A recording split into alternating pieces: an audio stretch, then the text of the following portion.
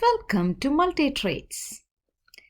In the previous lesson, we have learned about law of conservation of mass.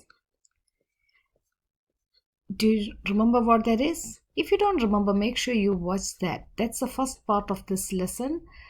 Chapter 3, Atoms and Molecules. That's given in the CBSE textbook, CBSE syllabus textbook. Today, we are going to learn about how to write the formula of simple compounds. And I have also given you some information about how these elements in the periodic table, how they become an ion. Also, we learned about anion and cation in our previous lesson. So if you haven't learned about that, make sure you watch that first, then you watch this one, or else it can be a bit confusing for you. So I'm going to help you with, so you can find the names and symbol of some ions that's given in your textbook as table 3.6. So have a look at those. That's on page 37. I hope that's the same page number as yours. All right, so let's, so there are a couple of simple steps I'm going to help you. So let's look at.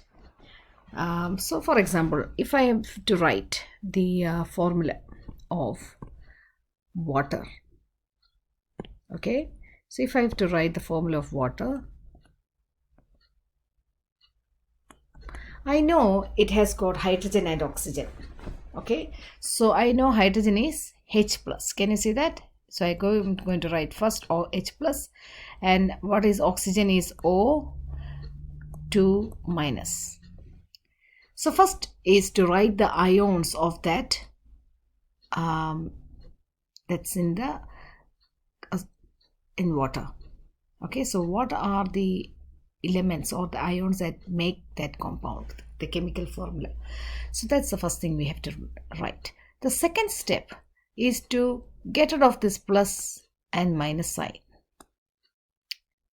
The third step is to switch the numbers from the top to the bottom, and it's crisscross. Can you see it is going from the top of oxygen to the bottom of hydrogen, and this plus means plus 1, that 1 is going to the bottom of oxygen, so it becomes H2O. So that's how. So there are only 3 steps when you get the formula of a chemical. For example, let's look at hydrogen chloride. Hydrogen chloride has got hydrogen and chlorine. Now hydrogen is plus 1, chloride is minus 1. Second step, get rid of that plus and minus. Third step is switch the numbers from top to bottom. Because they are both the same number, you can actually cancel them. So it becomes HCl. Let's look at calcium chloride. Calcium is, here we go, calcium is given as Ca2 plus. So I am going to write Ca2 plus. Chloride is minus 1, Cl minus 1. They are not the same numbers. So what we need to do, get rid of that symbol, positive and negative sign. And then what's the next step? Switch the number to the bottom. Okay, so it becomes Ca1, Cl2. Now there's no need to write Ca1 because Ca means there is 1 calcium. Okay, so there is no need of. So final formula would be CaCl2. Does that make sense? Now thereby you can write any chemical formula of any compound. For example, if I say potassium chloride, potassium is in group 1, so it has got only plus 1. Chloride is in group 7, it needs 1 electron, so it has become Cl minus 1. So K plus 1, Cl minus 1. As I said, both of these numbers are the same, so get rid of it and then straight away you can write KCl. If it says magnesium chloride, did I say magnesium chloride earlier? No. So magnesium is plus 2 or 2 plus, chloride is minus 1 or 1 minus. What is the next step? Get rid of that plus and minus, and then what happens? Mg gets 1, Cl gets 2. Do we need to write this again? No. So we write MgCl2. Now in your textbook, they have also given us some polyatomic ions. Now before moving there, if I say, let's talk about aluminium sulphide. So let's look at aluminium sulphide.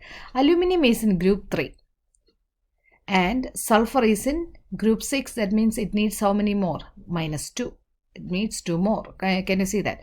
So aluminium is in group 3. So that means it is happy to donate its 3 electron to become stable. So it has already done that. Sulfur is 2-. Okay. What is the next step? Next step is to get rid of that plus and minus. And the third step is to switch the numbers. It becomes Al2S3. Make sense? Al2S3. That's it. Next is calcium oxide.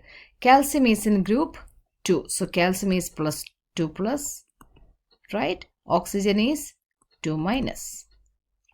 Now, as I said, when the numbers are the same, we don't need to worry about it. You just get rid of it and write it as CaO. Or if you want, you can write the numbers at the bottom, and because they are the same, you can simplify it as 2, 1, 2. How many times 2 goes into 2? Only 1 time. Again, this is 1. So it becomes CaO. So there is no need to write it again. You can easily write it straight away. You can practice with cesium or barium or selenium. Any chemical, you can have a combination and write it. Okay, so that's so simple to write the formula of simple compounds. Now we are going to learn about how to write the formula of polyatomic ions that's given in your textbook. So on that page 37, table 3.6, you have got some polyatomic ion. Poly means what? Poly means many. Many atoms joined together. So that's called a polyatomic ion. For example, so here it is given ammonium hydroxide, nitrate, hydrogen carbonate, carbonate, high sulfide, sulfate, phosphate. The one thing we need to remember here, so if I say sodium phosphate,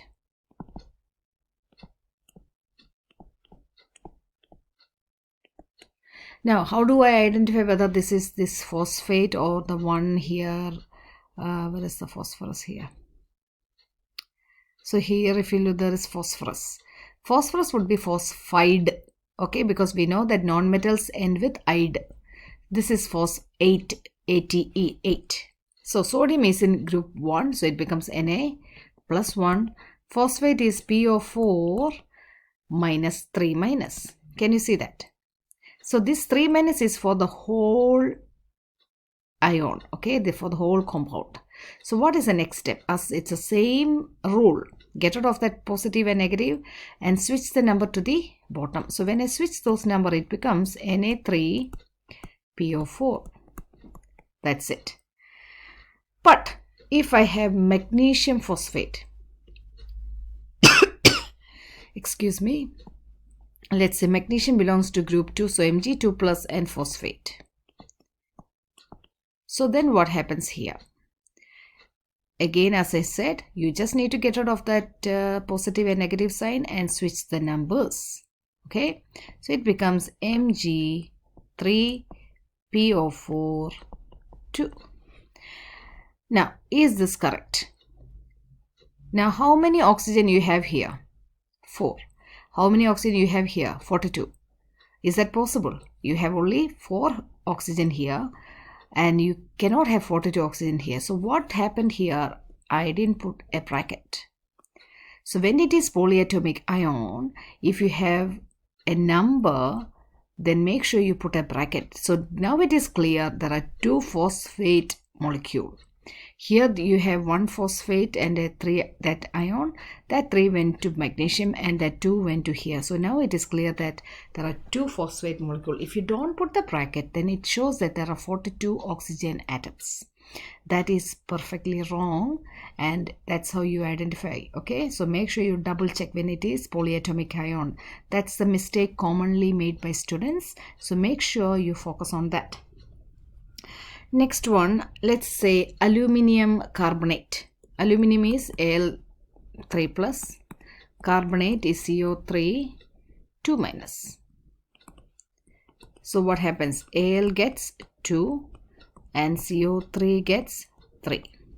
Can you see that 33 coming together? Now what did we miss? The bracket.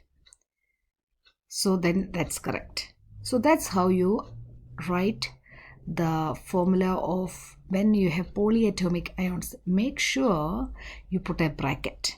But why I didn't have to put a bracket here? Because that was just 1, right? There's no need to write that 1. So that's why I didn't put a bracket there.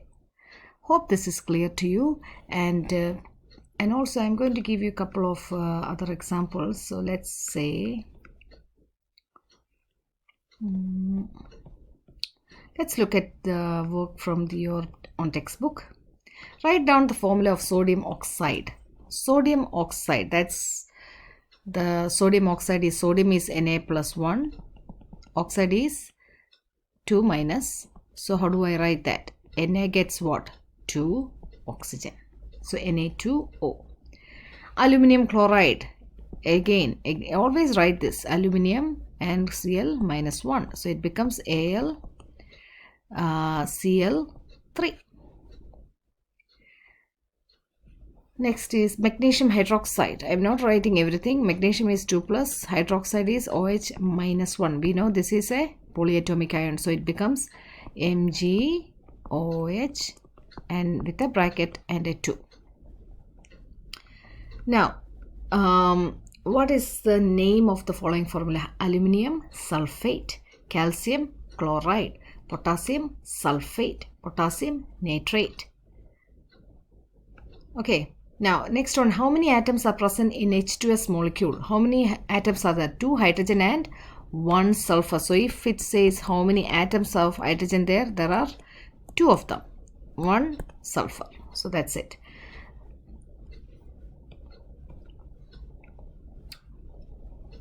Alright, so that's all in this one. We are going to learn about 3.5 in our next class. So, that's also a very, very important concept that you need. So this is part 2, and now we will go to part 3 in the next class. So hope this is clear, and as I said in the earlier, give me a thumbs up when you understand it. If you don't understand something, send me a message by typing it in the comment section below, and make sure you subscribe, because I will be teaching all these lessons in the coming weeks, so I don't want you to miss out on this. Thank you. Bye bye.